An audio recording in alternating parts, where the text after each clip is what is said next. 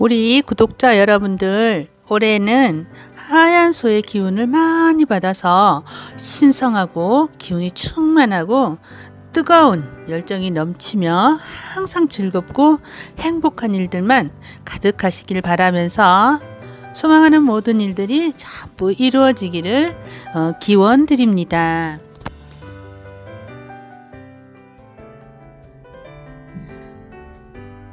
그러나 작금의 현실은 아직도 코로나19로 인하여서 사회적 거리두기, 5인 이상의 사적 모임 금지 등으로 정신적으로나 물리적으로나 매우 어려운 시대입니다. 예쁜 다육이 보면서 잠시라도 잊어보는 그런 날들이었으면 합니다. 잠시 눈호강 한번 해보십시다.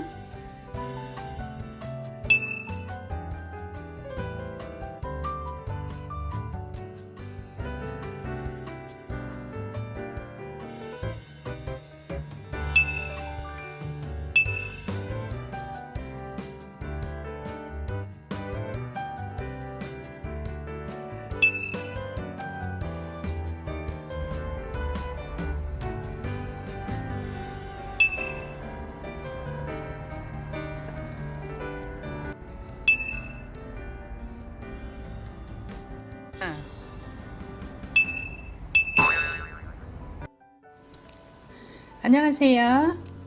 오늘도 저희 도도다육 채널에 오신 것을 환영합니다. 이제 겨울은 어느 정도 지나간 것 같아요. 지금 입춘이 막 지났는데요. 날씨가 따뜻하고 온도가 상승을 하니 다육식물들의 꽃대들이 쭉 올라와요. 이렇게 이쁜 꽃대와 꽃들을 보고는 잘라줘야 된다는 것이 한편으로는 참 마음 아픈 일이죠.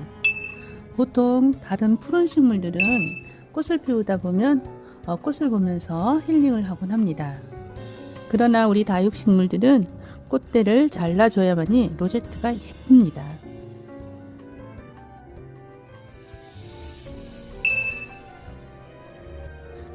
그래서 저도 다육이와 인연을 맺은 지가 얼마 되지 않아서요. 잘 모르지만 저처럼 얼마 되지 않아서 다육이의 성장 과정을 알아가시는 분들과 함께 오늘은 다육이의 꽃대 자르는 법, 꽃대 자르는 시기, 꽃대를 잘라야 하는 이유 등을 공유하고자 합니다. 꽃대를 잘라 주어야 하는 시기로는 꽃대가 올라오고 꽃봉오리가 맺혀지고 그리고 꽃이 피기 전에 이때 잘라 주어야 합니다. 그 이유는 꽃이 피게 되면 꽃이 영양분을 다 흡수하므로 본체에 영양분이 없어서 우리 로제트가 힘들겠죠. 그래서 이렇게 꽃이 피기 전에 잘라 주어야 합니다. 그리고 꽃대가 채 올라오지도 않았을 때에는 미리 자르시게 되면 번거롭게 또 잘라야 되는 일이 생깁니다. 그 옆에서 새로 또 올라오죠. 그러므로 꽃대가 올라오고 꽃봉오리가 맺혀졌을 때 그때 잘라주는 방법이 가장 효율적인 방법이라고 합니다. 그리고 이렇게 꽃대를 잘라주실 때는 소독된 가위로 본체보다 입장보다는 2-3cm 위에서 이렇게 잘라주시는 것이 가장 좋습니다. 본체의 입장보다는 2-3cm 높은 곳에서 잘라 주어야만 나중에 말랐을 때 뽑아내기도 좋고요. 또한 잘라낸 이 부위에서 말라 들어갈 때 곰팡이가 약간 생길 수 있는데요. 길게 잘라야만 우리 본체까지 곰팡이 전달이 안 돼서 아가야들이 예쁘게 잘 자란다고 합니다.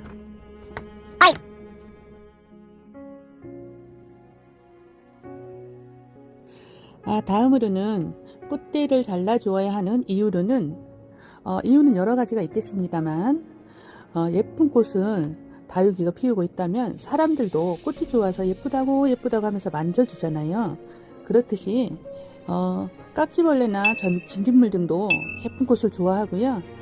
영양분들을 좋아하므로 꽃에 달라붙어서 영양분을 흡수하고 다육식물들의 영양을 다 뺏어간다고 합니다. 그래서 꽃대를 잘라주면 꽃대가 영양분을 흡수하지 않으므로 예쁜 로제트를 유지하게 되고, 그래서 꼭 잘라 주어야 되는 것이 좋다고 합니다. 그냥 자르지 않고 가만히 놔두면 이 본체가 로제트가 흐트러지고 예쁘지 않은 것을 볼 수 있습니다. 그래서 꼭 잘라주는 것이 좋다고 합니다.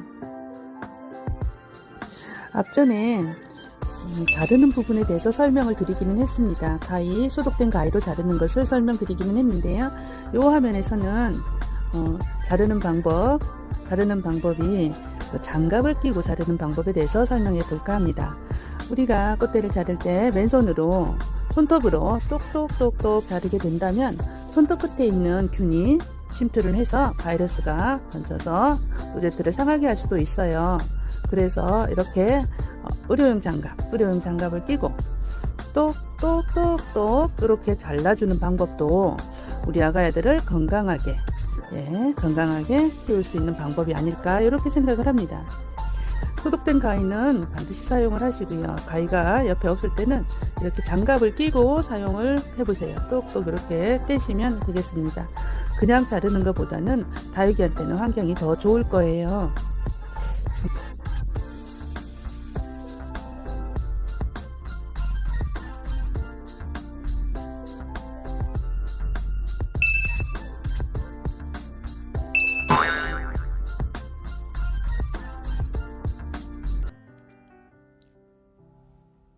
이상으로 꽃대를 잘라 주어야 하는 시기, 꽃대를 잘라 주어야 하는 방법, 꽃대를 잘라야 하는 이유 등을 알아보았습니다.